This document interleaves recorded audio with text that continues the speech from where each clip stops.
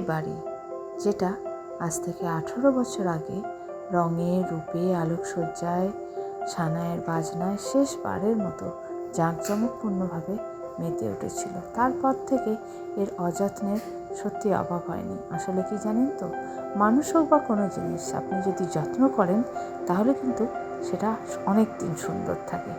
হ্যাঁ, ঠিকই ধরেছেন, এটাই আমাদের রাজপ্রাসাদ। আসুন, চলুন রাজপ্রাসাদে কিছু অংশ দেখাই। মানে আমার শ্বশুর বাড়ি, এটাই সব থেকে আমার সম্মানের ইজ্জতের জায়গা। সেখানে যত দুঃখই থাকুক না কেন, এর মতো মনে হয় অধিকারের জায়গা মেয়েদের আর কোথাও নেই, তাই না? ঠিক বললাম তো? আসলে যদি দুদিন শ্বশুর বাড়ি ছেড়ে বাপের বাড়িতে থাকেন না, তাহলে বুঝতে পারবেন কি এর মানে। তাই যত যাই বলি না কেন, শ্বশুর বাড়িই জিন্দাবাদ। চলুন, এটা হচ্ছে ডাইনিং প্লেস আমার, আর এই দুটো হচ্ছে গ্লাস পেন্টিং। আমার বাড়িতে যেই আসুক না কেন, এই গ্লাস পেন্টিং দুটোর তারিফ না করে সে বাড়ি যায় না।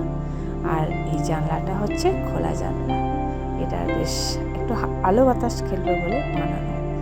কেমন লাগলো বলবেন কিন্তু প্ল্যানটা। আর তার পাশে ফ্রিজ, ইনভার্টার, আর এই জায়গাটা হচ্ছে আমার বরের অফিসের ব্যাগ থাকে। তো সব শুদ্ধ মিলে এটা একটা ছোট্ট ডাইনিং প্লেস।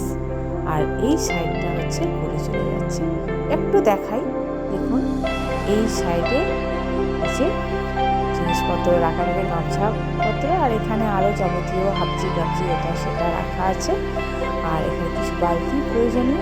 নিচে থেকে দেখা যাবে এই যে কিছুটা উঠান, রিজার্ভার, আর এই যে আর একটা আরামের জায়গা। এছাড়াও আরেকটি আছে শান্তির জায়গা, আরামের জায়গা এবং অনেক সাক্ষীর জায়গা। আচ্ছা, শান্তি আরাম তো ঠিক আছে বাথরুমে, কিন্তু সাক্ষীর জায়গাটা কেন বললাম বলুন তো? আসলে আমাদের মেয়েদের জীবনে দুঃখ কষ্ট এই বাথরুম, রান্নাঘর আর মাথার বালিশটাই জানে যে দুঃখের পরিমাণ কতটা। কারণ এই জায়গাতেই আমরা বেশিরভাগ চোখের জল ফেলি। সুতরাং এই রান্নাঘর আর বাথরুমের দেওয়াল কিন্তু সাক্ষী থাকে আমাদের দুঃখ যন্ত্রণার। তাই বললাম, কি ঠিক লাগলে অবশ্যই কমেন্টসে জানাবেন। আর এই জায়গাটা হচ্ছে মেয়েদের সব থেকে প্রিয় জায়গা, যেটা মেয়েরা একদমই কাউকে ছাড়তে চায় না, আর বেশিরভাগ টাইম এখানেই কাটে বলতে পারেন। আমাদের মতো যারা হাউস ওয়াইফ আছে, তারা বাড়ির সকলের বায়না মেটাতে পয়সা দিয়ে না পারলেও এই ঘরটার মাধ্যম দিয়ে কিন্তু বায়না মেটাতে সবাই পারে। কারণ তাদের পছন্দ মতো খাবার বানিয়ে তাদের মনকে খুশি করে দিতে পারে, তাই না? তাই এই ঘরটা হচ্ছে জাদুঘর, যেখানে হাতের জাদুর কেরামতি হয়। আর এটাই হচ্ছে আমার ছোট্ট প্রিয় সোনা সোনা রান্নাঘর, যেখানে মাধ্যম দিয়ে আমি অনেকের মন জয় করতে পারি।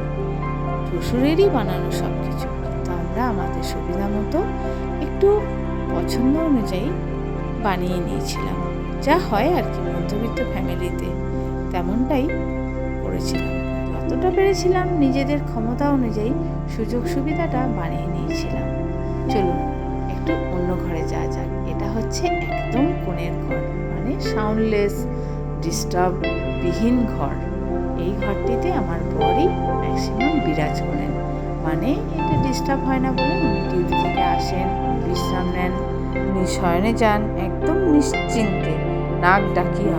এটা সেই 18 বছর আগে ঘটে যাওয়া একটি দুর্ঘটনার ছবি। শুধু তাই নয়, এটা আমাদের দুজনকেই মনে পড়িয়ে দেবে আমরা একজন থাকি আর না থাকি, যে আমরা একে অপরের অধিকারপ্রাপ্ত একটা মাত্র স্বামী স্ত্রী, এক প্রকার থ্রেডও বলতে পারেন।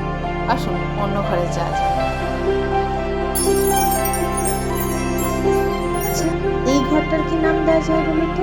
এই বালিশ টালিশ আছে, আলমারি, তারপরে একটি বাসন রাখার আলমারি রয়েছে, আবার ঠাকুরও রয়েছে। না ঠাকুরের ঘর বলা যায়, আর না বেডরুম বলা যায়, না স্টোর রুম বলা যায়, তাহলে কি বলা যায় বলুন তো?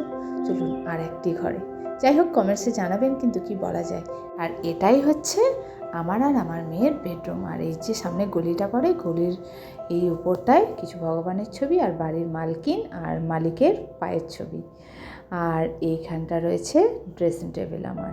এখানটাই আমি আমার রূপটাকে চেঞ্জ করতে পারি।